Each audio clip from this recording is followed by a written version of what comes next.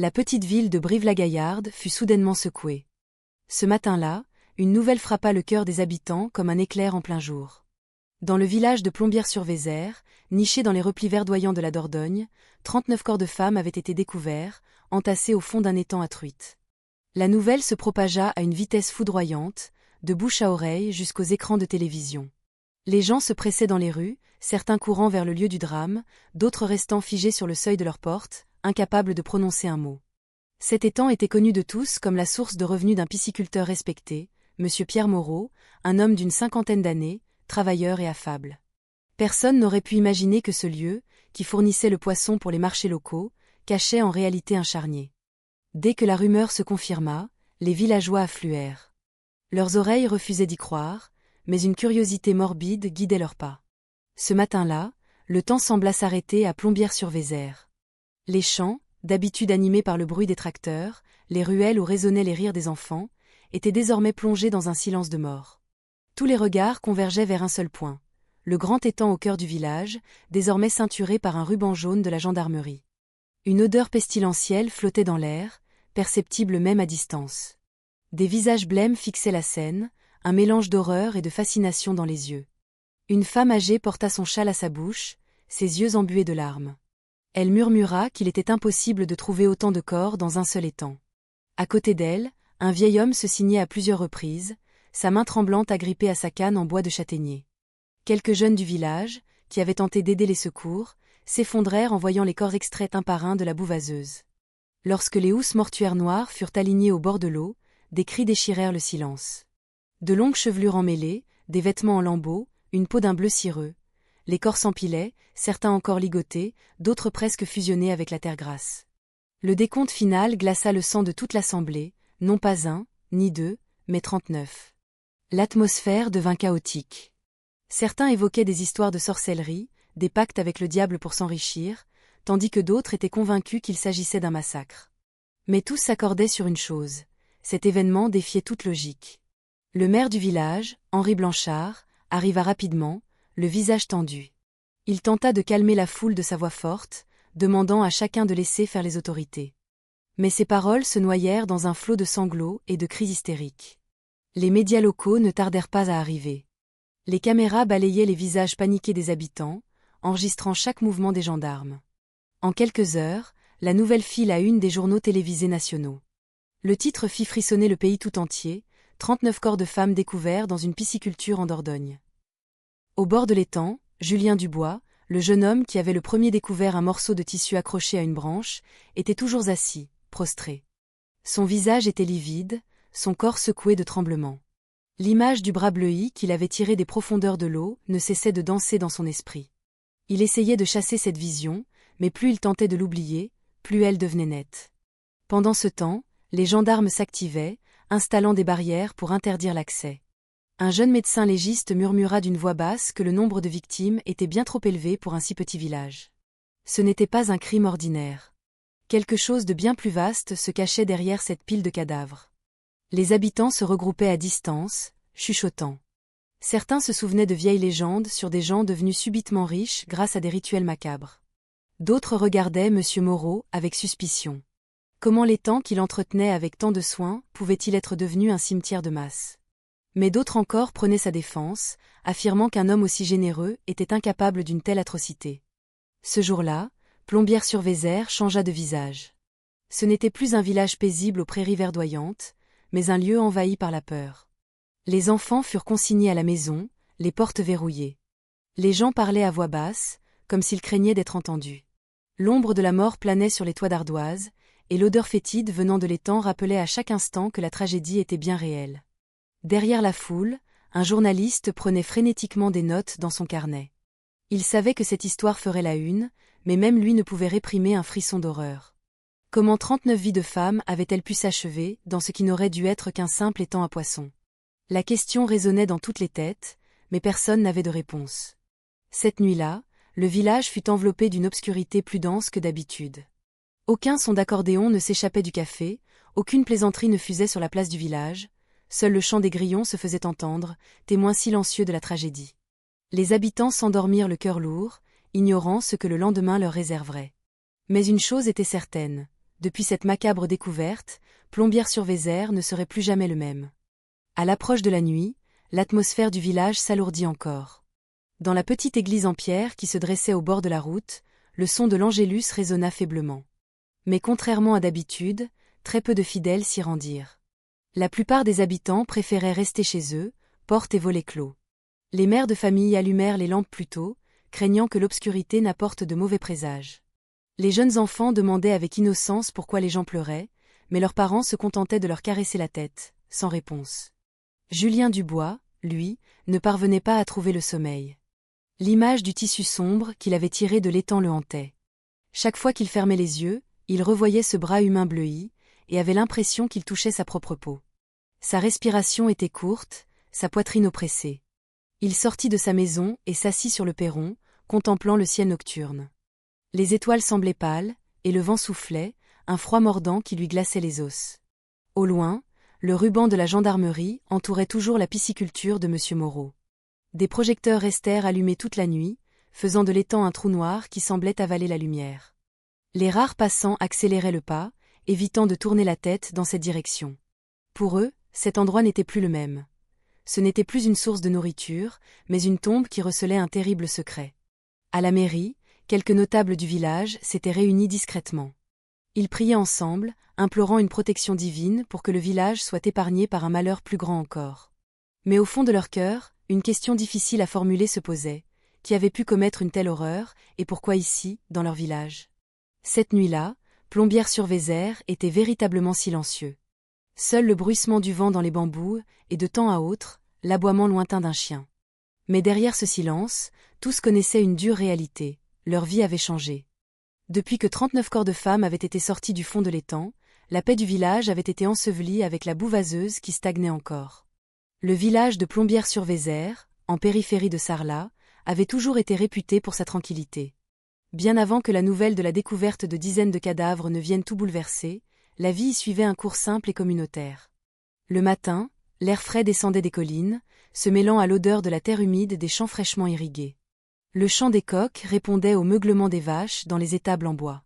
Les villageois croyaient que le matin était une bénédiction, le moment où la Providence commençait à répandre ses bienfaits. Les enfants couraient sur les chemins de terre qui serpentaient à travers le hameau. Ils faisaient voler des cerfs-volants en papier journal ou s'amusaient avec de simples bâtons transformés en épées. Leur rire éclatait, accompagnant les premiers rayons du soleil. Les mères de famille s'affairaient dans les cuisines. Certaines préparaient du pain, d'autres faisaient frire des pommes de terre de leur propre potager. Pendant ce temps, les hommes se dirigeaient vers les champs, la fourche sur l'épaule. Certains portaient une cigarette roulée, compagne fidèle de leur labeur. L'après-midi, l'ambiance du village était tout aussi charmante. Les enfants, rentrant de l'école, s'asseyaient au bord de la route pour déguster un goûter simple, souvent une tranche de pain avec du chocolat ou une pomme. Les jeunes se retrouvaient sur le petit terrain près de la mairie pour jouer au football. Même avec un ballon en plastique un peu dégonflé, leurs acclamations donnaient vie et énergie au village. La mairie de Plombières-sur-Vézère était toujours le centre des activités. C'est là que les habitants se rassemblaient pour les réunions du conseil, les fêtes de village, ou simplement pour s'asseoir et prendre un verre de vin. Le maire, Henri Blanchard, était souvent présent, saluant chaleureusement chacun et prenant des nouvelles des familles. Il était connu pour son sourire facile et n'hésitait jamais à aider un habitant en difficulté. Beaucoup l'appelaient le père du village, comme s'il était véritablement le patriarche de tous. Le village avait aussi des traditions qu'il préservait. Chaque dimanche, les cloches de la petite église appelaient à la messe. Les habitants se rassemblaient, priant pour leurs ancêtres. Les enfants s'asseyaient sagement à côté de leurs parents, apprenant à réciter les prières en balbutiant. Après l'office, les gens partageaient un verre de l'amitié sur le parvis, un moment de convivialité qui renforçait le sentiment d'appartenir à une grande famille. Peu de choses avaient changé à Plombières-sur-Vézère depuis des décennies. Les chemins restaient en terre, seule une petite partie avait été goudronnée. Les champs s'étendaient à perte de vue, vert au printemps, doré à l'automne. Les habitants vivaient de l'agriculture, de l'élevage ou de petits commerces. La vie s'écoulait lentement, avec patience, comme si le temps avait délibérément ralenti sa course pour ne pas leur faire perdre leur quiétude. Cependant, derrière toute cette paix, il y avait un point qui attirait toujours l'attention, la pisciculture de M. Pierre Moreau. Les grands étangs qu'il entretenait avec soin étaient souvent la fierté du village. De nombreux jeunes y trouvaient un travail saisonnier, aidant à nourrir les poissons ou à nettoyer les bassins. Moreau était connu pour sa générosité, payant souvent plus que le salaire convenu pour encourager les jeunes. Il avait aussi l'habitude de donner des conseils simples mais pleins de sens. La truite est une créature patiente, disait-il. Elle vit dans une eau parfois trouble, mais elle persiste malgré un environnement imparfait. Si les hommes apprenaient de la truite, leur vie serait plus forte. Ce conseil était si souvent répété qu'il était devenu une sorte de proverbe local, une maxime qui guidait leurs pas. Tout le monde croyait que Plombières-sur-Vézère resterait éternellement en paix.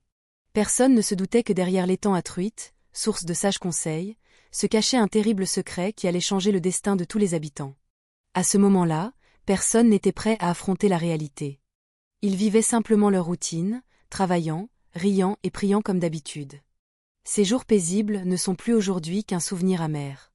Chaque fois que les habitants regardent leur champ ou s'assoient devant la mairie, ils se souviennent de la tranquillité de leur vie avant que la vérité n'éclate. La paix dont ils étaient si fiers a été déchirée, remplacée par la peur et la suspicion. Comme si le village, qui avait toujours avancé à un rythme lent, avait été soudainement frappé par une tempête dévastatrice. Mais pour l'auditeur patient, se remémorer le visage paisible de Plombières-sur-Vézère est un rappel précieux que la vie peut être détruite en un instant, et que la tranquillité apparente ne signifie pas toujours la sécurité. Car derrière des eaux calmes peut se cacher un courant sombre et mortel. Pierre Moreau était l'une des figures les plus respectées de Plombières-sur-Vézère. Avec le maire, cet homme d'âge mûr était connu pour son ardeur au travail, sa ténacité et sa simplicité. Ses cheveux commençaient à grisonner, sa peau était tannée par le soleil, mais un sourire amical éclairait toujours son visage. Quiconque le croisait était accueilli par des mots chaleureux, comme s'il avait toujours le temps d'écouter les soucis des autres. La pisciculture qu'il avait bâtie n'était pas le fruit du hasard. Des décennies plus tôt, alors qu'il n'avait qu'une trentaine d'années, il avait décidé de se lancer dans l'élevage de poissons sur les terres héritées de ses parents. Ce n'était au départ qu'un petit champ, pas assez grand pour la culture céréalière. Avec patience, il avait creusé la terre, créant un simple étang avec des parois d'argile renforcées de bambou. Au début, il n'y avait que quelques centaines de truites. Les revenus étaient modestes, mais sa détermination était sans faille. Il était connu pour ne jamais baisser les bras. Chaque fois qu'une récolte échouait, il recommençait avec une nouvelle méthode. Une saison, tous ses poissons moururent à cause d'une eau trop polluée. Mais au lieu de se décourager, il apprit à construire un système de circulation simple avec de vieux tuyaux pour que l'eau reste en mouvement.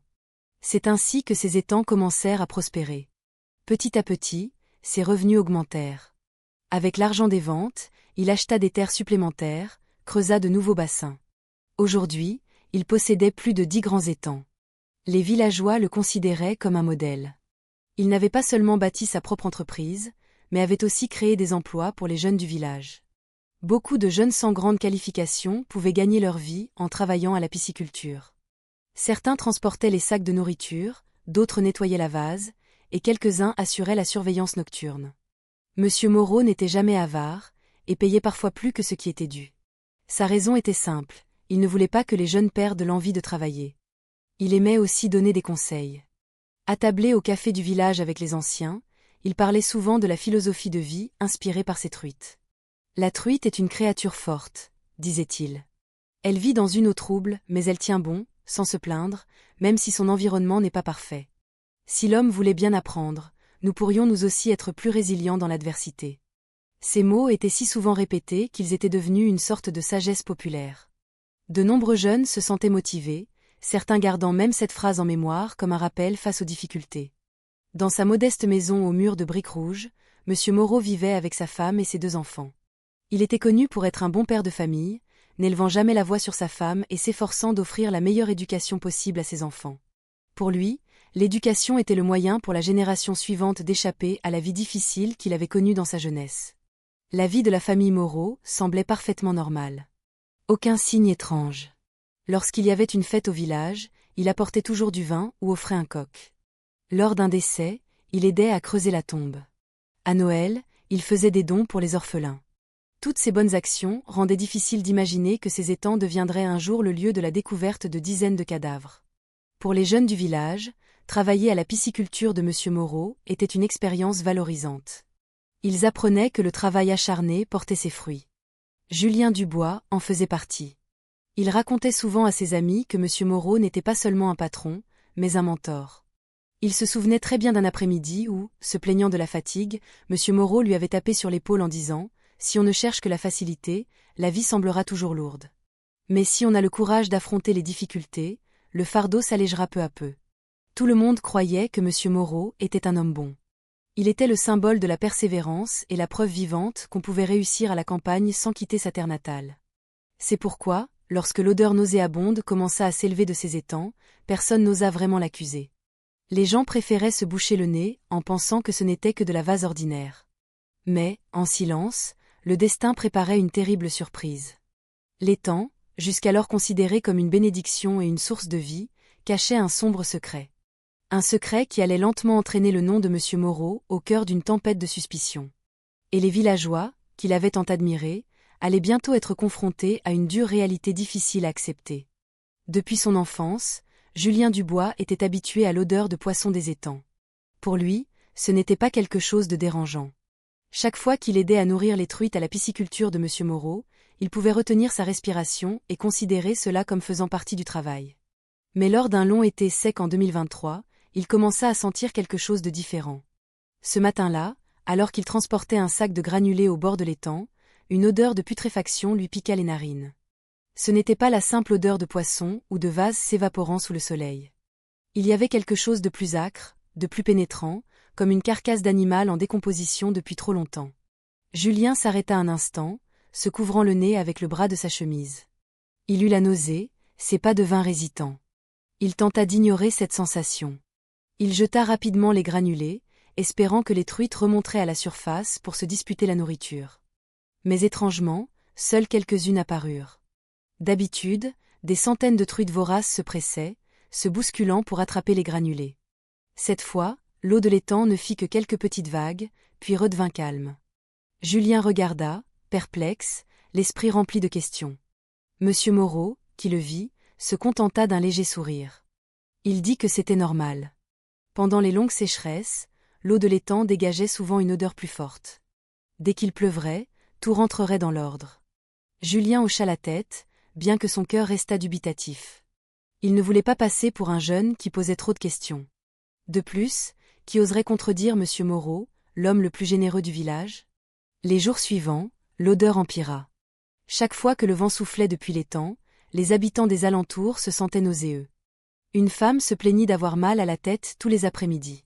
Un père raconta que son fils refusait de passer près de l'étang à cause de l'odeur insupportable. Ces conversations se tenaient souvent au café près de la mairie. Mais chaque fois qu'une plainte émergeait, il y avait toujours quelqu'un pour prendre la défense. C'est un étang à poissons, après tout. C'est normal que ça sente, disaient les anciens. Julien était de plus en plus mal à l'aise. Chaque fois qu'il jetait la nourriture, il devait retenir sa respiration longuement. La nuit, lorsque le vent apportait cette odeur jusqu'à sa maison, il se réveillait avec des nausées. Il s'asseyait au bord de son lit, fixant le plafond en bois de sa chambre.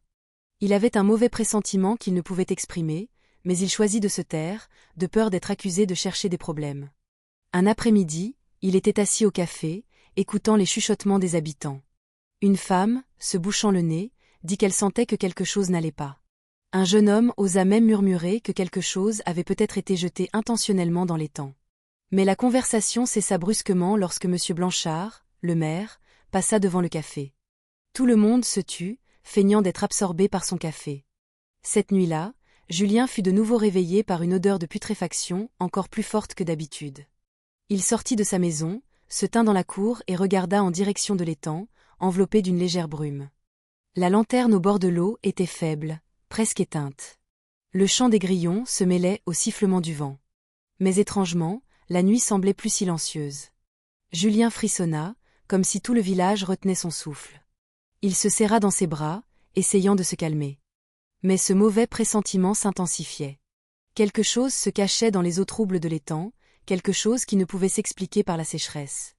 Dans son cœur, Julien commença à croire que cette odeur n'était pas seulement due à la vase.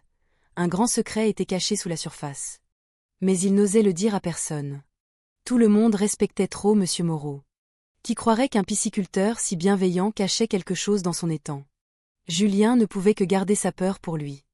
Il ne savait pas que ses soupçons allaient bientôt se vérifier de la manière la plus horrible qui soit. Ce matin-là, le soleil venait à peine de poindre derrière la petite colline à l'est de Plombières-sur-Vézère. La rosée perlait encore sur les feuilles, tandis que le chant des coqs s'élevait de toutes parts. Julien Dubois marchait lentement vers la pisciculture de M. Moreau. Sur son épaule, il portait un sac de nourriture pour poissons. Ses pas étaient lourds, non pas à cause du poids, mais à cause du malaise qui lui serrait la poitrine depuis la veille. L'odeur de putréfaction venant de l'étang devenait de jour en jour plus insupportable. La nuit précédente, il avait même vomi lorsque le vent avait apporté cette odeur fétide jusque chez lui. Hésitant, il jeta la nourriture à la surface de l'eau. Mais, étrangement, seules quelques truites apparurent. L'étang, habituellement agité par les remous des poissons, semblait calme. L'eau trouble et brunâtre paraissait cacher quelque chose. Julien appela M. Moreau, espérant que l'homme d'âge mûr sortirait de sa petite maison à côté de l'étang. Mais la porte resta fermée. Pas de réponse, aucun signe de vie. Se sentant inquiet, Julien s'assit au bord de l'étang, fixant la surface de l'eau d'où s'échappaient parfois de petites bulles. L'odeur de putréfaction s'intensifia. Il se couvrit le nez avec la main. La curiosité l'emporta. Il prit une longue perche en bambou, habituellement utilisée pour mélanger la nourriture. Lentement, il sonda le fond de l'étang, espérant trouver une réponse. Lorsqu'il retira la perche, quelque chose y était accroché. Un morceau de tissu de couleur sombre, trempé, et à l'odeur pestilentielle. Au début, il pensa que ce n'était qu'un déchet, mais en tirant plus fort, le tissu sembla relié à quelque chose de lourd.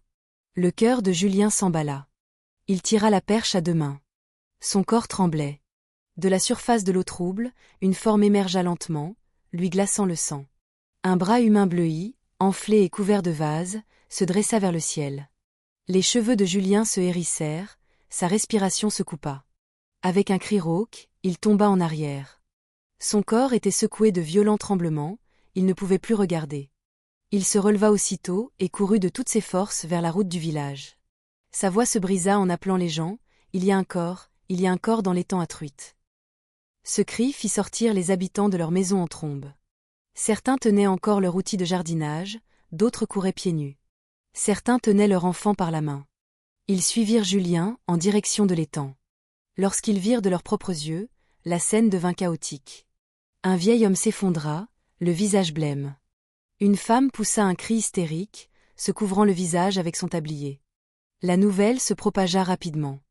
En quelques minutes, des dizaines de personnes s'étaient rassemblées autour de l'étang. Ils se bousculaient. Certains tentaient de vérifier ce que Julien avait vu. Quelques jeunes courageux tirèrent le tissu sombre un peu plus loin. Le résultat figea tout le monde sur place. De la vase émergea le corps d'une jeune femme aux longs cheveux dénoués, aux vêtements en lambeaux et à la peau d'un ver cireux. Les cris reprirent. La panique s'empara des villageois. Certains s'évanouirent. D'autres pleuraient, d'autres encore se signaient sans cesse. Puis quelqu'un cria, « Il n'y en a pas qu'un, il y en a beaucoup. » Les villageois s'unirent pour vider l'étang avec des pompes de fortune. Chaque fois que le niveau de l'eau baissait, un spectacle plus horrible encore apparaissait. Des corps de femmes émergeaient du fond de la vase. Certains étaient encore ligotés, d'autres en décomposition, d'autres encore presque fusionnés avec la terre. Le nombre ne cessait d'augmenter. Les villageois ne pouvaient plus compter, ils restaient simplement là, à contempler l'horreur. En quelques heures, il fut révélé qu'il n'y en avait pas un ou deux, mais des dizaines. Plombières-sur-Vézère se transforma en un océan de cris. Les enfants furent éloignés, interdiction de regarder. Les pères s'efforçaient de calmer leurs femmes et leurs voisins, mais la peur était trop grande pour être contenue. Le mot « sorcellerie » commença à être prononcé. Depuis longtemps, des histoires circulaient sur des gens devenus riches subitement grâce à des sacrifices humains. L'étang de M. Moreau devint le centre des accusations.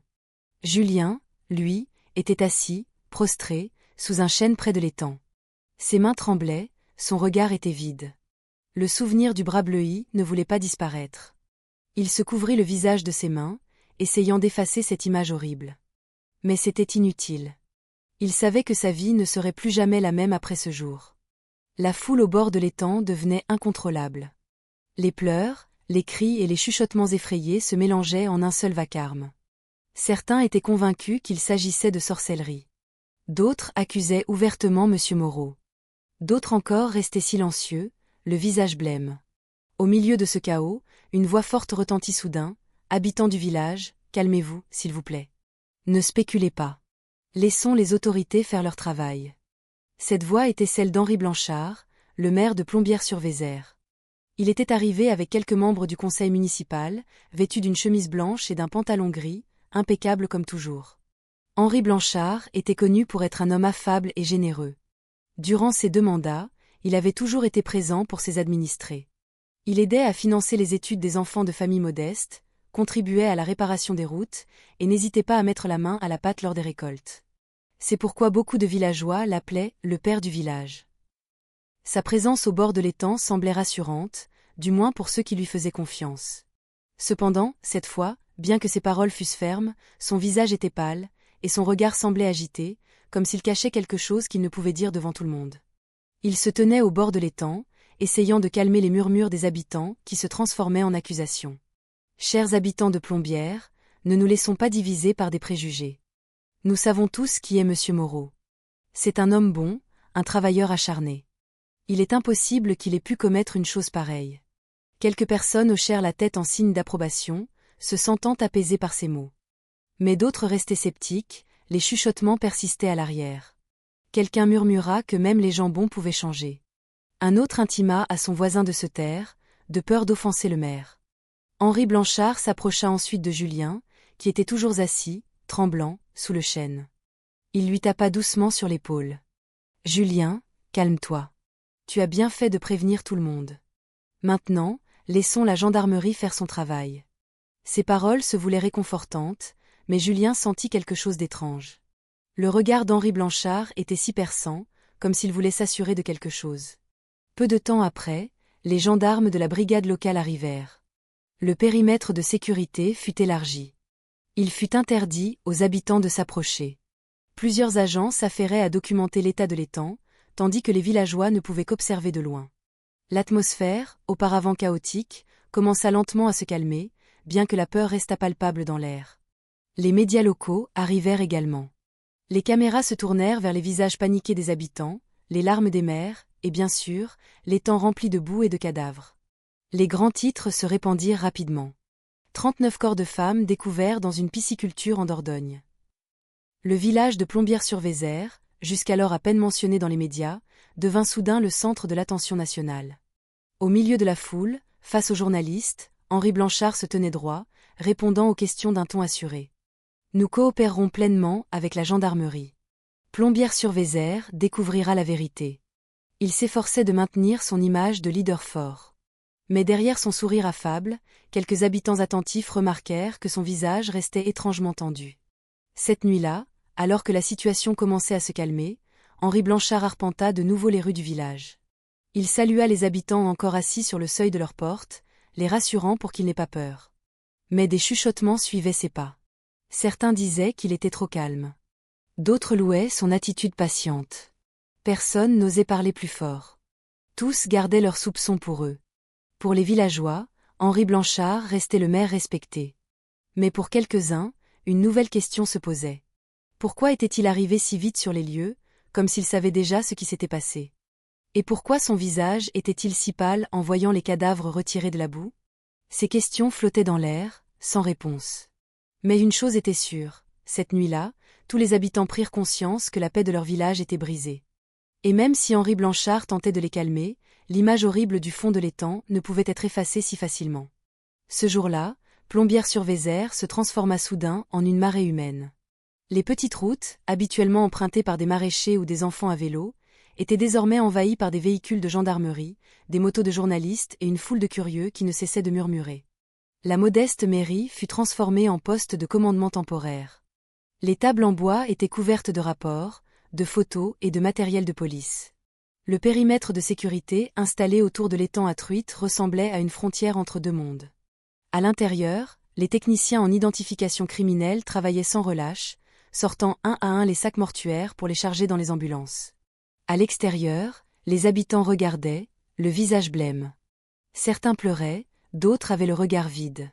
L'odeur de putréfaction mêlée à celle de la vase était toujours aussi forte, ajoutant à l'horreur de la scène. Les médias locaux et nationaux affluaient. De grosses caméras étaient braquées sur l'étang. Les micros se pressaient devant la bouche des habitants hystériques. Les journalistes se disputaient les témoignages. Un jeune reporter fit même un direct depuis le bord de l'étang, sa voix tremblante en annonçant qu'il s'agissait de la plus grande découverte macabre de l'histoire criminelle de la région. La direction de la gendarmerie nationale envoya rapidement des renforts. Parmi eux, un jeune enquêteur de la police judiciaire de Bordeaux, Luc Valette, fut chargé de diriger l'enquête préliminaire.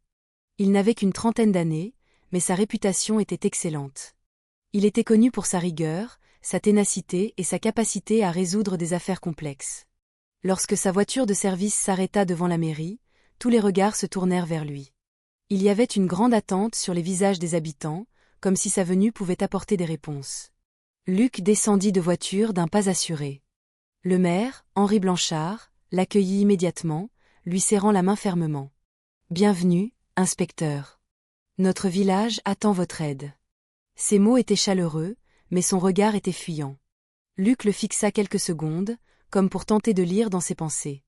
Puis il hocha simplement la tête. « Nous ferons tout notre possible. Je vous demande de ne dissimuler aucune information. » Arrivé à l'étang, Luc resta silencieux un long moment. Devant lui s'étendait une étendue de boue à moitié drainée. Des morceaux de tissu trempé étaient encore visibles. Des fragments de cornon encore retirés gisaient au fond. L'odeur fétide traversait le masque qu'il portait. Il était habitué à voir des scènes de crime, mais un nombre aussi élevé de victimes lui serra le cœur. Au bord de l'étang, il aperçut un jeune homme assis, prostré. Son visage était pâle, son regard vide.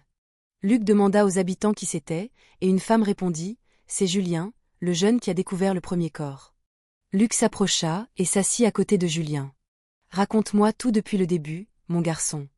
N'oublie aucun détail. » D'une voix tremblante, Julien raconta comment il avait trouvé le tissu noir qui était en fait relié à un bras humain. Ses mots étaient hachés, mais sa sincérité était évidente. Luc l'écouta attentivement, lui tapant doucement sur l'épaule. Dans son fort intérieur, il savait que ce garçon n'était pas le coupable, mais une victime d'un traumatisme qui serait difficile à guérir. Pendant ce temps, le village devenait de plus en plus agité. Les journalistes circulaient, cherchant des informations. Certains tentaient même de franchir le périmètre de sécurité. Les habitants se regroupaient au café, échangeant leurs théories. Certains étaient convaincus qu'il s'agissait d'un assassinat en série. D'autres insistaient sur la piste de la sorcellerie. Le village, habituellement si calme, ressemblait à une immense scène de théâtre où tout le monde attendait des réponses. À la mairie, un grand tableau blanc fut installé. Les noms des victimes commençaient à y être inscrits. Bien que la plupart ne fussent pas encore identifiés, la police épluchait les signalements de personnes disparues des années précédentes. Les données s'accumulaient, les documents s'entassaient. Tout indiquait que cette tragédie n'était pas un événement récent, mais une longue chaîne de crimes restés cachés. La nuit, le village resta animé. Des projecteurs furent installés autour de l'étang. Les agents se relayaient pour monter la garde. Les journalistes étaient toujours à l'affût, espérant un nouveau développement. Les habitants restaient sur le seuil de leurs portes, parlant à voix basse, craignant que leurs paroles ne soient entendues par des étrangers. Les enfants ne parvenaient pas à dormir, demandant avec innocence si des fantômes allaient sortir de l'étang. Leurs parents se contentaient de leur caresser la tête, ne sachant que répondre. Depuis ce jour, Plombières-sur-Vézère n'était plus ce simple village où la vie s'écoulait lentement. Il était devenu le centre de l'attention de tout le pays. Mais derrière l'agitation médiatique et les projecteurs, un secret bien plus sombre attendait d'être révélé. Et Luc Valette, le jeune enquêteur qui venait d'arriver, ne savait pas encore que cette affaire allait l'entraîner bien plus loin qu'un simple devoir professionnel. Cet après-midi-là, le soleil déclinait vers l'ouest. Le ciel de Dordogne commençait à prendre des teintes orangées pâles. Au bord de l'étang à truites, les techniciens en identification criminelle s'affairaient toujours à sortir les corps un par un. Des sacs mortuaires noirs étaient alignés sur la route du village, numérotés à la craie blanche pour faciliter l'identification. Les habitants regardaient de loin. Certains se couvraient le visage avec un foulard, d'autres priaient à voix basse, les yeux humides. Luc Valette se tenait non loin du périmètre de sécurité. Son regard ne quittait pas la rangée de sacs mortuaires. Une étrange impulsion le traversa, une sensation difficile à expliquer. Son instinct le poussait à s'approcher, comme si quelque chose là-bas l'appelait. L'un des sacs mortuaires n'avait pas encore été chargé dans l'ambulance. Luc demanda l'autorisation de le voir. L'agent hésita, mais il insista. D'une main tremblante, il ouvrit lentement la fermeture éclair. Une odeur de putréfaction l'assaillit, lui coupant le souffle, mais Luc continua de regarder. Le visage qui apparut devant lui figea son sang. Une femme d'une quarantaine d'années. Ses longs cheveux étaient emmêlés, son visage abîmé par la boue. Mais ses traits lui étaient si familiers. Luc recula, chancelant. Sa poitrine se serra, ses yeux le brûlèrent. Le monde sembla s'arrêter. Dans un murmure à peine audible, il chuchota « Maman ». Sa voix était presque inaudible, mais tout le monde put voir son visage devenir livide. Son collègue, debout à côté de lui, le regarda, surpris, et lui demanda s'il connaissait cette victime. Luc prit une profonde inspiration, essayant de contenir son émotion. Il hocha lentement la tête. Ce visage ressemble terriblement à celui de ma mère, Élise. Disparue il y a 20 ans. Un silence de mort s'installa. Les agents regardèrent Luc avec un mélange de sympathie et de stupeur. Personne ne s'attendait à ce que l'enquêteur envoyé de la ville retrouve sa propre mère parmi les victimes. Des souvenirs d'enfance lui revinrent en mémoire. Il se revit, encore enfant, assis sur le perron de la maison, attendant que sa mère revienne du marché. Mais ce jour-là, elle n'était jamais rentrée.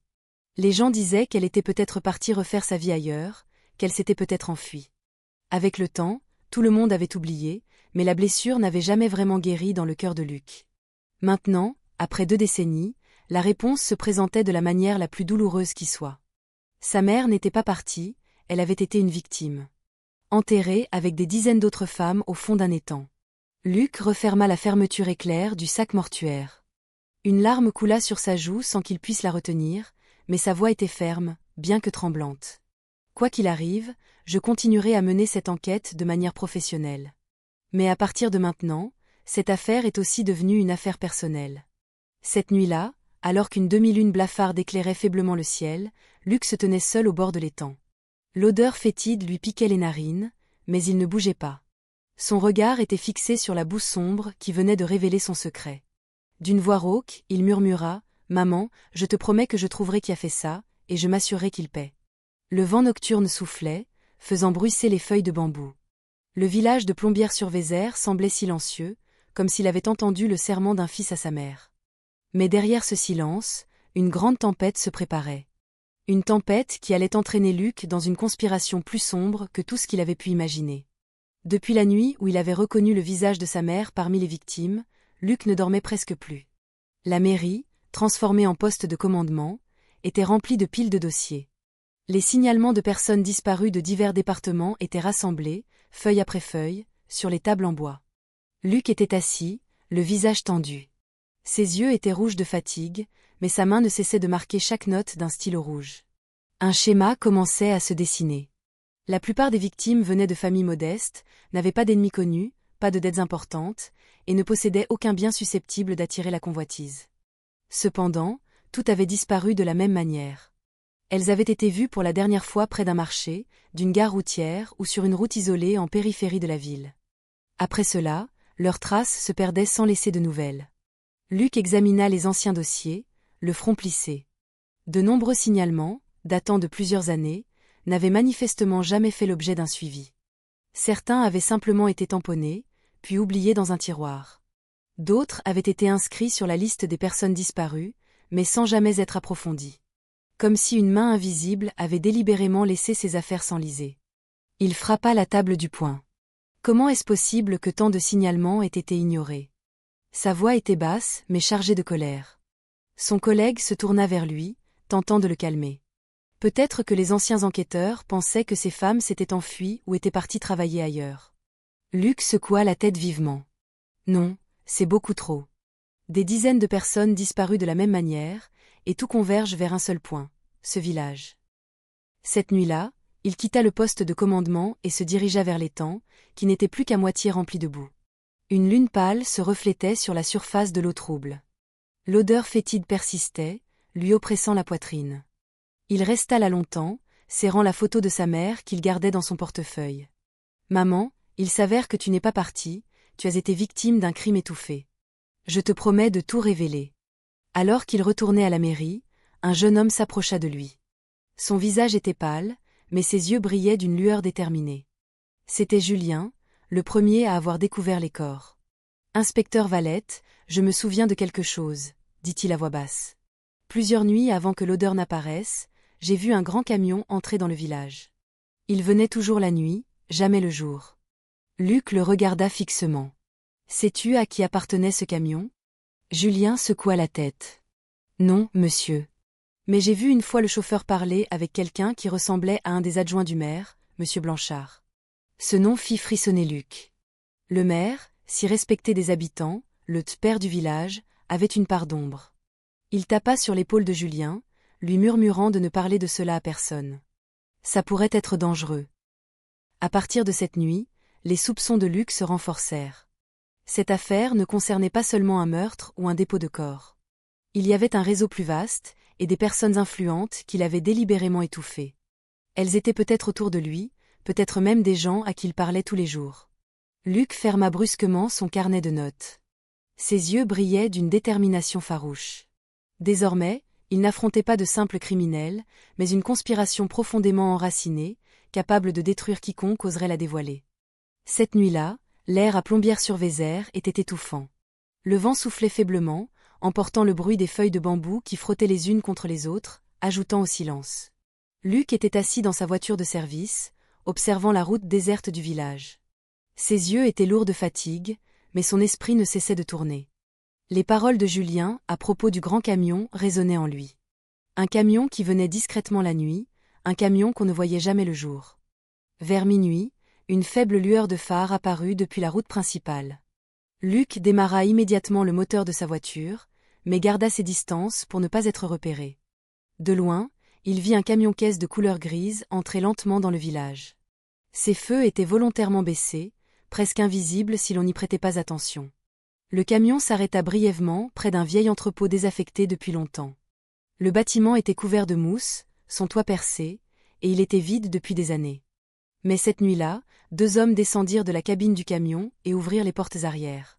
Dans l'ombre, Luc observa attentivement. Il entendit un bruit de métal qui s'entrechoque, puis, très faiblement, des sanglots étouffés. Le sang de Luc ne fit qu'un tour. Il y avait encore des victimes vivantes.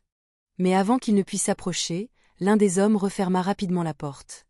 Le camion repartit en direction de la sortie du village. Luc le suivit immédiatement, en gardant ses distances. Mais quelques centaines de mètres plus loin, une moto avec 2 hommes casqués surgit de l'arrière. Ils firent vrombir leur moteur avec un bruit d'échappement assourdissant, comme pour signaler leur présence. Luc comprit qu'il était surveillé. S'il continuait à suivre, sa couverture serait grillée. À contre-cœur, il choisit de se ranger sur le côté, d'éteindre ses phares et de laisser le camion disparaître au tournant. Sa poitrine brûlait de colère. L'occasion de sauver une victime venait de lui échapper. Mais cette nuit-là, sa conviction se renforça. La découverte des corps dans l'étang n'était pas une affaire de sorcellerie comme le chuchotaient les habitants. C'était clairement un réseau de traite d'êtres humains. Des jeunes femmes étaient enlevées, certaines vendues, d'autres éliminées lorsqu'elles n'étaient plus jugées utiles. Et Plombières-sur-Vézère servait de lieu de décharge. Le lendemain matin, Luc convoqua Julien au poste de commandement. Le jeune homme arriva, le visage pâle, encore visiblement traumatisé. Luc le regarda intensément. « Julien, es-tu sûr d'avoir vu le chauffeur de ce camion parler avec quelqu'un du village ?» Julien hocha la tête fermement, bien que son corps tremblât. « Je ne connais pas son nom, mais je l'ai vu assis sur le perron de la mairie avec l'un des adjoints du maire, monsieur Blanchard. » Luc prit une profonde inspiration. Les pièces du puzzle commençaient à s'assembler. Le nom du maire, si loué par les habitants, revenait de plus en plus souvent. Mais en tant qu'enquêteur, il savait qu'il ne devait pas être imprudent. Il lui fallait des preuves, des témoins, des aveux irréfutables. Le soir, Luc écrivit dans son petit carnet. Il nota « camion gris, vieil entrepôt, bruit de pleurs et possible implication de personnes du village ». Sa main tremblait, mais son écriture restait nette. Dans son fort intérieur, il se dit « je ne dois pas baisser ma garde. Chaque pas peut coûter une vie ». Dehors, les chiens du village aboyaient longuement, comme s'ils ressentaient eux aussi la tension qui enveloppait l'air. Luc regarda le ciel nocturne et nuageux. Il savait une chose avec certitude. La chasse ne faisait que commencer, et ce camion gris était la clé du sombre secret si longtemps caché. Les jours suivants, Plombières-sur-Vézère ne connut plus le calme. À chaque coin de rue, des chuchotements fusaient. Certains étaient convaincus que tout cela était dû à la sorcellerie. D'autres commençaient à sentir qu'un crime bien réel se cachait derrière tout ce mystère. Mais pour Luc, sa conviction était faite. Il avait vu de ses propres yeux le camion transportant des êtres humains. Il avait entendu les sanglots étouffés provenant de la caisse. Ce n'était pas une histoire surnaturelle, c'était une preuve vivante. Au poste de commandement, les rapports de personnes disparues continuaient de s'accumuler. L'équipe de la police scientifique commençait également à trouver des correspondances entre l'identité des victimes de l'étang et les signalements existants. Un par un, les noms devenaient clairs. La plupart étaient de jeunes femmes issues de familles modestes. Elles n'étaient ni riches, ni des personnalités importantes. Juste des filles de la campagne qui n'étaient jamais rentrées chez elles. Luc regarda le grand tableau dans la salle du poste de commandement. Il traça des lignes au feutre rouge, reliant les lieux de disparition des victimes. Les lignes se rejoignaient en un grand cercle, précisément autour de Plombières-sur-Vézère. Plus il regardait, plus il devenait évident que ce village était le point final d'un sombre périple. Cet après-midi-là, Luc était assis avec 2 de ses collègues venus de Bordeaux. Ils discutaient de l'avancement de l'enquête. L'un d'eux demanda « Est-ce possible que ce soit vraiment de la sorcellerie ?» Luc le regarda longuement, puis répondit d'une voix ferme « Non. J'ai vu de mes propres yeux. Il y a un camion, des hommes armés, une victime encore en vie. Ce n'est pas une affaire surnaturelle, c'est de la traite d'êtres humains. » Ces mots rendirent l'atmosphère de la pièce pesante. Tout le monde se tut, prenant conscience de l'ampleur du réseau auquel ils étaient confrontés. Si c'était bien un syndicat de traite d'êtres humains, alors les coupables ne pouvaient pas être de simples petits délinquants. Il y avait de grosses sommes d'argent, une logistique, et une protection de la part de certaines autorités. Le soir, Luc se tenait au bord d'un champ qui faisait face à l'étang à truites. Le vent apportait une odeur fétide qui n'avait pas encore complètement disparu. Il fixa longuement la boue, comme s'il parlait à sa mère qui y reposait. « Maman, il s'avère que tout cela n'a rien de mystique. Ceux qui ont fait ça sont des humains. Des humains avides qui vendent la vie des autres pour de l'argent. Je te promets de tout démanteler. » Non loin de lui, Julien s'approcha, le visage inquiet. « Inspecteur, j'entends dire que certains habitants croient encore à la sorcellerie. Ils commencent à avoir peur et n'osent plus parler. » Luc lui tapa sur l'épaule. « Ne t'inquiète pas, la vérité éclatera. J'ai déjà assez de preuves. » À partir de ce moment, Luc se concentra encore plus. Il réexamina les registres financiers du village, les rapports de construction, et même les activités des entreprises autour de Brive-la-Gaillarde. Tout ce qui semblait propre en surface, il le suspectait de servir de couverture. Plus il creusait, plus il était convaincu que ce réseau était vaste, bien organisé, et protégé par des gens qui étaient censés protéger la population. La nuit tombée, Luc rouvrit son carnet de notes. Il y écrivit d'une écriture ferme « Cette affaire n'est pas de la sorcellerie. C'est de la traite d'êtres humains, impliquant des gens puissants, impliquant de grosses sommes d'argent. » Il referma le carnet avec force. Son regard se perdit dans l'obscurité du village. Derrière le champ des grillons, il savait que des pas secrets l'observaient. Mais il n'avait pas peur. Sa détermination était inébranlable. À partir de cette nuit, il n'enquêtait plus sur la sorcellerie, mais démantelait un syndicat humain cruel qui se cachait derrière le visage aimable d'un village. Ce matin-là, le ciel de Dordogne était couvert, des nuages gris et bas semblaient alourdir le fardeau que ressentait Luc. À la mairie, transformé en poste de commandement, il était assis devant une table en bois couverte de piles de dossiers. Son visage était fatigué, ses yeux rouges, mais son esprit ne cessait de tourner. Quelque chose le dérangeait depuis que Julien lui avait raconté que le chauffeur du camion avait été vu en train de parler avec un des adjoints du maire, M. Blanchard. M. Blanchard était connu pour être une figure affable et souriante. Il dirigeait Plombières-sur-Vézère depuis 2 mandats. Les habitants l'appelaient le père du village. C'était l'homme toujours présent à chaque fête, qui aidait lors des récoltes, et qui faisait souvent des dons pour les enfants de l'école. Personne ne l'avait jamais soupçonné. Mais c'est précisément pour cette raison que Luc était de plus en plus mal à l'aise. Quelqu'un de trop parfait aux yeux de la communauté cache souvent une part d'ombre invisible. Cet après-midi-là, Luc décida de se rendre à la mairie. Il voulait parler directement à M. Blanchard. Lorsqu'il entra, le maire l'accueillit chaleureusement, souriant comme d'habitude. « Inspecteur Valette, je suis profondément attristé par ce qui s'est passé. Notre village, si tranquille, voit sa réputation ternie.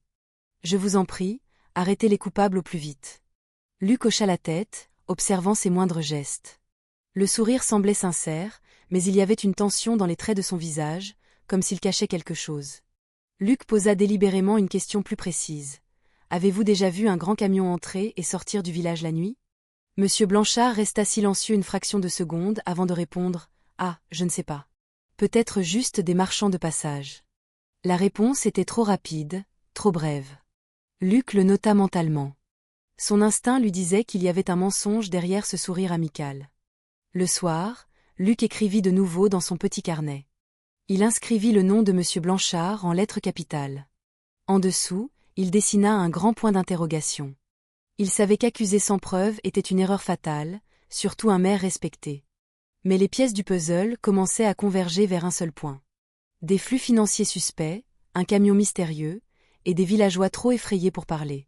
Toutes ces pistes semblaient entourer la figure de Monsieur Blanchard. Quelques jours plus tard, un vieil habitant se présenta discrètement au poste de commandement. Son visage était anxieux, sa voix tremblante. « Monsieur l'inspecteur, j'ai vu une fois le maire rencontrer 2 hommes étrangers sur la route près des champs. La rencontre a été brève, mais ce n'était clairement pas une conversation ordinaire. Je n'ai osé en parler à personne. » Luc regarda le vieil homme avec sérieux, puis le remercia pour le petit courage qu'il venait de montrer. Après le départ du villageois, il fut encore plus convaincu. Monsieur Blanchard n'était pas seulement au courant, il faisait peut-être partie du cercle obscur qui planait sur le village depuis si longtemps. Cette nuit-là, Luc resta longtemps devant le tableau d'enquête. Le nom de Monsieur Blanchard était désormais aligné avec un autre nom qu'il suspectait déjà, un riche homme d'affaires nommé Victor Beaumont, qui avait un passé trouble à Lyon. Il regarda les 2 noms, puis serra les poings. Si les 2 étaient réellement liés, alors il faisait face à un réseau bien plus vaste qu'une simple affaire de meurtre. Dehors, la pluie tombait doucement, mouillant la terre du village. Le bruit de l'eau gouttant sur le toit de la mairie rendait l'atmosphère encore plus morose. Luc ferma les yeux un instant, puis murmura à voix basse « Maman, tout devient plus clair maintenant. L'homme que les gens respectent est peut-être le cerveau de toute cette souffrance. » Ce jour-là, l'air en Dordogne était d'une chaleur étouffante. Le soleil plombait sur Plombières-sur-Vézère, rendant les routes de terre poussiéreuses et sèches. À l'intérieur du poste de commandement, Luc était assis, le front plissé. Devant lui se trouvait un dossier marron contenant de nouveaux documents envoyés par l'équipe de renseignement de la police. Son cœur battait la chamade alors qu'il tournait les pages. Y figuraient les transactions financières de plusieurs élus du village, y compris le compte personnel du maire, Henri Blanchard. Luc lut attentivement. De gros chiffres étaient clairement imprimés. Les montants dépassaient de loin le salaire d'un maire. Tous les 3 mois, des fonds de plusieurs centaines de milliers d'euros étaient versés. Plus il lisait, plus ses soupçons se transformaient en certitude.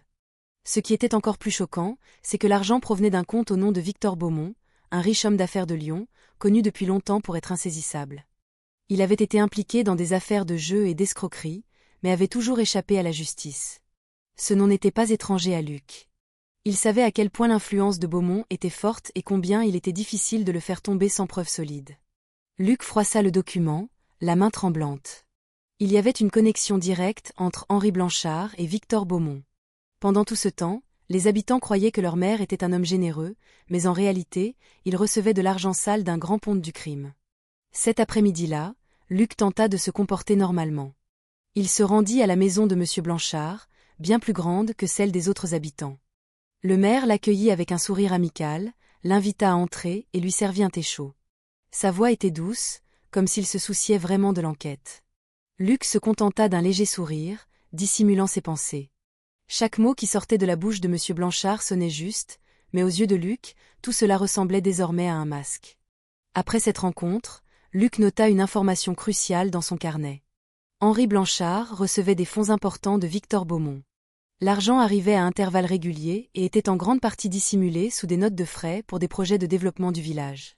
Mais les montants étaient trop élevés, cela n'avait aucun sens si c'était seulement pour une route ou la salle des fêtes. Le soir, Luc était assis, pensif, sur le perron du poste de commandement. Le chant des grillons résonnait, tandis qu'une lampe à pétrole se balançait au gré du vent. Il rouvrit le rapport financier et fixa longuement le nom de Victor Beaumont. Si c'était bien de l'argent pour couvrir la traite d'êtres humains, alors ce réseau n'impliquait pas seulement des gens du village, mais aussi un grand homme d'affaires avec de vastes relations. Peu de temps après, Julien arriva avec une tasse de café. Le visage du jeune homme était inquiet. « Inspecteur Valette, j'ai entendu dire que les habitants commencent à être agités. Certains croient encore à la sorcellerie, mais d'autres suspectent que des gens importants du village sont impliqués. » Luc le regarda d'un air entendu. « Laisse-les parler. Plus il y aura de soupçons, plus il sera difficile pour les coupables de se cacher. Il but lentement le café chaud. Dans son fort intérieur, il savait que la prochaine étape était très dangereuse. S'attaquer à de grands noms comme Victor Beaumont et Henri Blanchard signifiait déranger des gens qui avaient de l'argent, du pouvoir et de l'influence. Mais il était également conscient que sans ce courage, il n'y aurait pas de vérité. Luc referma le dossier marron, regardant au loin vers les champs sombres et silencieux. Cette nuit, il se fit une promesse. Ces flux d'argent sale seraient la clé pour ouvrir la grande porte qui était restée si longtemps fermée. Cette nuit-là, le ciel de Lyon était couvert, la lune cachée par des nuages sombres. Luc Valette arpentait une ruelle étroite menant à une gare de marchandises, vêtu d'une simple veste noire, sans uniforme. Il s'était délibérément déguisé pour ne pas attirer l'attention. Dans sa poche, une petite caméra était prête à être utilisée. D'après les informations qu'il avait reçues, le vieil entrepôt près de la gare était souvent utilisé par Victor Beaumont pour couvrir ses activités illégales. Arrivé près du lieu, Luc gara sa moto de location derrière une pile de conteneurs. De loin, il vit plusieurs voitures de luxe garées. La lumière de l'entrepôt était tamisée, mais suffisante pour révéler une activité à l'intérieur. Plusieurs hommes en costume élégant allaient et venaient, transportant des mallettes noires. Leurs mouvements étaient rapides et organisés, comme s'ils étaient entraînés. Luc rampa plus près, retenant son souffle derrière le mur de l'entrepôt dont la peinture s'écaillait. Il sortit sa petite caméra et commença à enregistrer.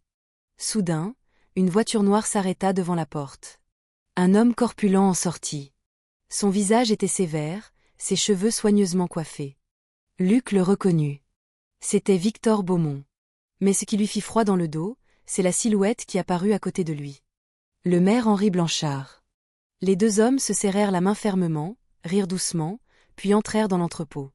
Une sueur froide coula le long de son dos. Tous ses soupçons étaient fondés. Les deux hommes travaillaient ensemble. Il s'approcha du côté de l'entrepôt où le mur était fissuré. À travers une petite fente, il put entendre une partie de la conversation. La voix grave de Beaumont était claire, « Le compte est bon. Le bateau est prêt à partir la semaine prochaine. S'il n'y a pas d'imprévu, toute la marchandise arrivera à destination. » Blanchard répondit d'un ton calme, « Parfait. Mon village est sécurisé. Les gens me font confiance. Personne ne se doute de rien. L'étang n'est plus utilisable. Nous trouverons un autre endroit plus tard. » Luc serra fermement la caméra dans sa main. Le mot « marchandise » ne faisait clairement pas référence à des objets inanimés, mais à des êtres humains. La phrase sur l'étang fit que toutes les pièces du puzzle s'assemblèrent.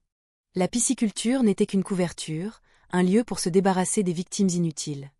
Mais soudain, une autre voix se fit entendre, basse mais ferme, il y a un flic qui commence à fouiner. Il s'appelle Luc Valette. Luc sursauta. Son nom avait été prononcé. Beaumont répondit froidement, laissez-le faire.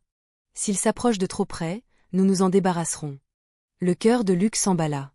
Il recula lentement, craignant que le bruit de sa respiration ne soit entendu. Des sueurs froides perlaient sur son front, ses mains tremblaient. Cette nuit-là, il prit pleinement conscience qu'il jouait avec le feu. Une seule erreur, et sa vie pourrait lui être enlevée avant qu'il n'ait eu le temps de révéler tous les secrets. Il retourna rapidement à sa moto, démarra le moteur doucement, puis quitta les lieux sans laisser de traces. Arrivé au poste de commandement, il nota tous les détails dans son carnet. La rencontre directe entre Blanchard et Beaumont, il l'avait partiellement enregistrée avec sa caméra. C'était une preuve en or, bien que risquée si elle n'était pas complétée par des témoins et d'autres données. Luc resta longtemps assis, à regarder le tableau d'enquête couvert de lignes rouges. Tout était maintenant plus clair. Plombières-sur-Vézère n'était qu'une petite scène d'un grand drame de traite d'êtres humains, contrôlé par des gens puissants. Et lui, un jeune enquêteur, était déjà trop impliqué pour pouvoir reculer. Cette nuit-là, Plombières-sur-Vézère n'était plus silencieux. La rue principale était bondée d'habitants inquiets. Certains portaient des torchers, d'autres tenaient des bâtons. Ils avaient appris que les hommes de main de Victor Beaumont et du maire Henri Blanchard s'étaient rassemblés à la mairie. Un feu de camp brûlait, projetant les ombres de leurs visages tendus sur les murs en pierre. Luc se tenait devant les habitants, aux côtés de Raka, son collègue de Bordeaux, et de Julien, le jeune homme qui avait découvert les corps. Leurs visages étaient déterminés malgré la fatigue. Luc savait que cette nuit serait décisive. Il regarda les habitants un par un et dit d'une voix forte, « Le temps du silence est terminé. L'étang, l'entrepôt, et toutes les victimes enterrées dans la boue sont la preuve que ce crime est réel. Les coupables ne sont pas des créatures surnaturelles, mais des hommes que vous voyez tous les jours. Un murmure approbateur parcourut la foule. Certains regardèrent autour d'eux, cherchant du courage dans le regard de leurs voisins. Peu de temps après, une voiture noire s'arrêta devant la mairie. Victor Beaumont en sortit, vêtu d'un costume impeccable, un sourire arrogant aux lèvres. À ses côtés, le maire Henri Blanchard se tenait droit, le visage impassible, essayant de conserver son apparence de leader respecté. Beaumont s'avança, applaudissant sarcastiquement. « Bravo à vous tous. Mais n'oubliez pas, j'ai de l'argent. Et avec l'argent, je peux tout acheter, y compris vos vies. » Luc fit un pas en avant. « L'argent ne pourra pas toujours cacher le sang. Nous avons l'enregistrement de votre rencontre avec Blanchard dans l'entrepôt. Votre voix est claire, vos plans sont enregistrés. » Les habitants commencèrent à gronder. Blanchard tenta de se défendre, criant que tout cela n'était que calomnie. Mais soudain, Madame Ratna, une mère qui avait perdu sa fille, s'avança, les larmes aux yeux. « Alors pourquoi ma fille a-t-elle disparu après avoir été vue pour la dernière fois avec vos hommes, monsieur le maire? Pourquoi, chaque fois que nous posions des questions, nous disiez-vous simplement de nous taire ?» Un par un, d'autres habitants prirent la parole. Les chuchotements, si longtemps contenus, se transformèrent en cris accusateurs. Toutes les histoires, autrefois étouffées par la peur, éclatèrent au grand jour. Le visage de Blanchard devint livide, ses yeux cherchant une issue. Soudain, Beaumont fit un signe et ses hommes de main sortirent des armes. L'atmosphère devint tendue. Les habitants reculèrent de quelques pas, mais Luc leva la main pour leur indiquer de tenir bon. D'une voix ferme, il dit « Cette nuit, il ne s'agit pas seulement de preuves, il s'agit de notre courage à protéger notre village. Si nous reculons, nos enfants continueront d'être des victimes. » L'affrontement éclata. Le bruit des bâtons qui s'entrechoquent, des pierres qui volent, des coups de feu qui déchirent la nuit. Le feu des torchers embrasa une meule de foin, et les flammes montèrent haut dans le ciel. Le village devint un champ de bataille. Luc se battit contre un des hommes de Beaumont, parant les coups avec un solide bâton. Raka protégeait les habitants, pistolet en main, tirant des coups de semonce en l'air. Julien, bien que jeune et effrayé, courut aider les habitants qui tombaient. Il traîna un vieil homme en lieu sûr, puis revint, le visage déterminé. « N'ayez pas peur, nous sommes nombreux. Ils ne sont qu'une poignée. » cria-t-il, ravivant le courage des villageois. Au milieu du chaos, le son des sirènes retentit soudain. Des gyrophares rouges et bleus percèrent l'obscurité. Des dizaines de gendarmes arrivèrent dans des véhicules tactiques. Les hommes de Beaumont paniquèrent. Certains se rendirent, d'autres tentèrent de fuir, mais furent rapidement arrêtés. Beaumont essaya de courir vers sa voiture, mais Luc lui barra la route, son pistolet pointé sur lui. « Votre voyage s'arrête ici. » Beaumont ricana, toujours arrogant. « Tu penses avoir gagné? Mon argent peut me faire sortir de prison n'importe quand. » Luc le regarda froidement. « Pas cette fois. En plus des preuves de vos crimes, il y a une victime qui m'est plus précieuse que tout. Ma mère. » Beaumont se tut. Les gendarmes le menottèrent rapidement. Blanchard fut également emmené par les habitants, le visage tuméfié. Plus personne ne croyait en son sourire amical. Au lever du jour, une fine fumée s'élevait encore des restes du feu. Plombières-sur-Vézère semblait épuisée. Mais pour la première fois, une lueur d'espoir brillait. Les habitants se tenaient ensemble, regardant les deux hommes qu'ils craignaient être emmenés dans les fourgons de la gendarmerie. Un cri de victoire éclata, non pas parce que la guerre était finie, mais parce que le courage avait enfin triomphé de la peur. Luc se tenait au bord de la route, contemplant le ciel qui s'éclaircissait. Dans sa main, il serrait la photo de sa mère. Une larme coula lentement, non plus de chagrin, mais de soulagement. « Maman, ton combat n'a pas été vain. J'ai trouvé la vérité. » Il se tourna vers les habitants rassemblés. Sa voix était calme, pleine de sens. « Souvenez-vous, le mal peut se cacher derrière un sourire, mais rien n'est plus fort que le courage de dire la vérité. »